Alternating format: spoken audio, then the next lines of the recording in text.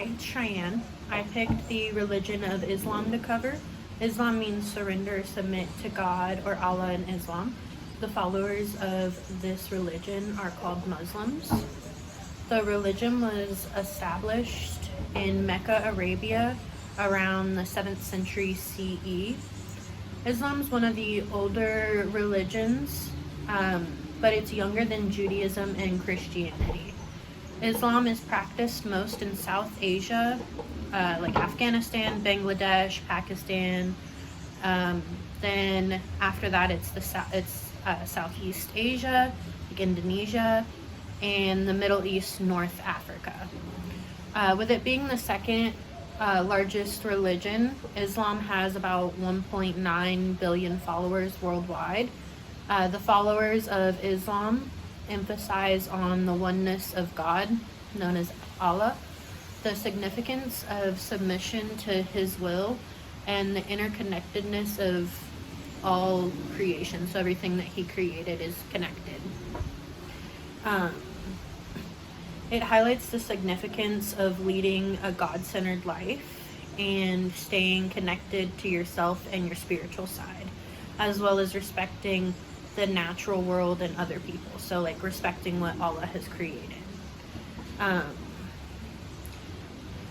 Tawhid is the main tenet of Islam. It's the belief that one God, Allah, who is unique, all-powerful, and the creator of all things. So you believe in just one God.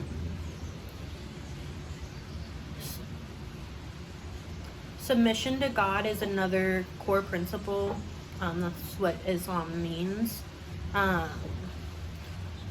So you're submitting or surrendering to the will of God or Allah. Islam acknowledges the prophets sent by God, including Abraham, Moses, Jesus, and Muhammad, who was believed to be the final prophet, the last one. In Islam, there's also the belief of the revelation of God's word through the Holy Quran, which is their sacred text.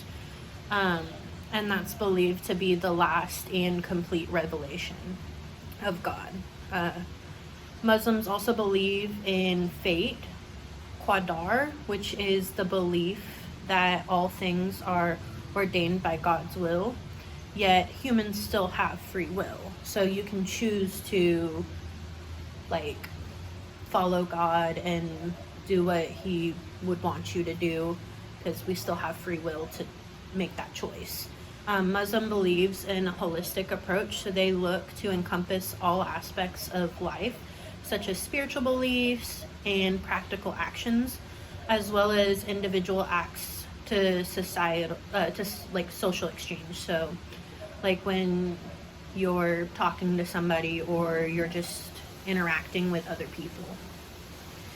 Islam firmly believes in the importance of maintaining justice and treating everyone equitably, despite their past. So just because somebody's done something bad in the past doesn't mean that you should treat them any different, because that's the past.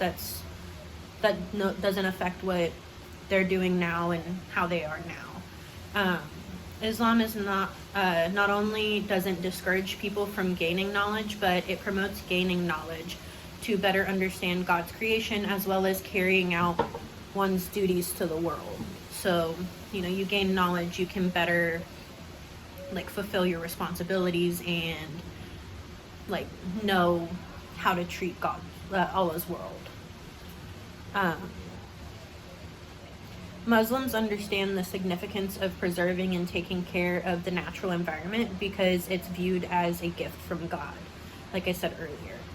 Islam also practices tolerance and inclusiveness by acknowledging that there is other religions in the world and promoting kindness amongst other cultures and perspectives. So, you're not going to go to somebody and tell them that they're wrong because they believe something that you don't. They're promoting kindness and just including other people, even if y'all don't have the same viewpoint.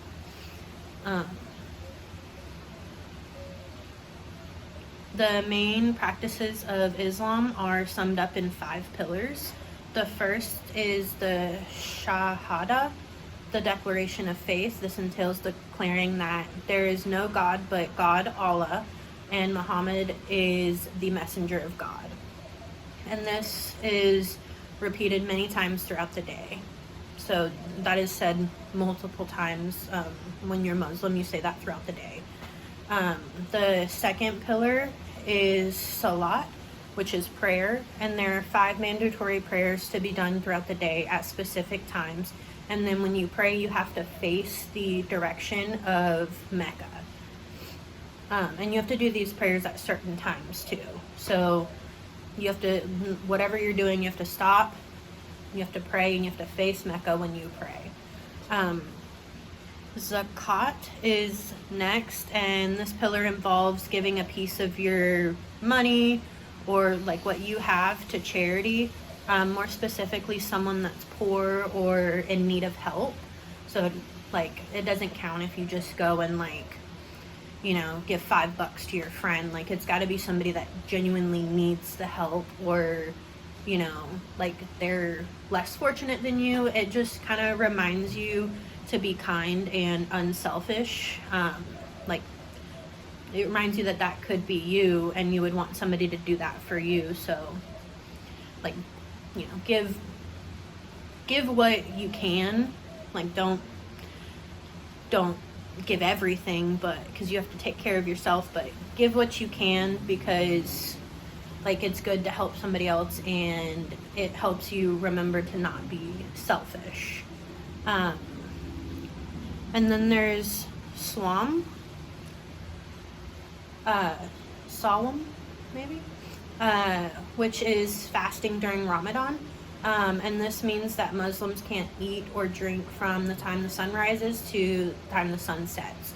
You can eat after, like after the sun has set, you can eat and you can drink, but you can't do it during the day. I actually have a friend I worked with. She is Muslim, and I was always just like impressed with her dedication to like fasting and things like that, because she would go to school, she would work, and then she wouldn't eat all day until the sun set. And you know, we like us knowing how she's practicing like her religious beliefs and everything, we like as a co-workers, we all made sure that as soon as the sun set, we didn't matter if we were busy or what, if we were short-staffed, we made sure she could sit down and eat, because that's dedication.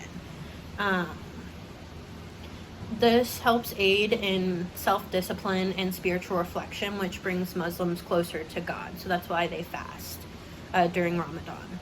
And then the last pillar is Hajj, which is the pilgrimage to Mecca. If a Muslim can take the pilgrimage to Mecca, which is just traveling to Mecca, which is the holiest city in Islam, the same one you pray to, you face that direction when you pray,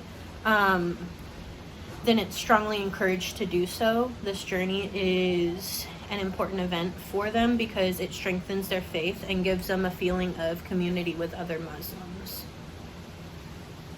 There are religious scholars who are important because they clarify and convey information from the Quran, which is the religious sacred text. And then Muslims have 5 prayers they do a day, and then on Friday they typically will gather together in a mosque to pray and listen to a sermon. And then the core principles of Islam include Tawheed, which is the oneness of God, Adi, which is justice,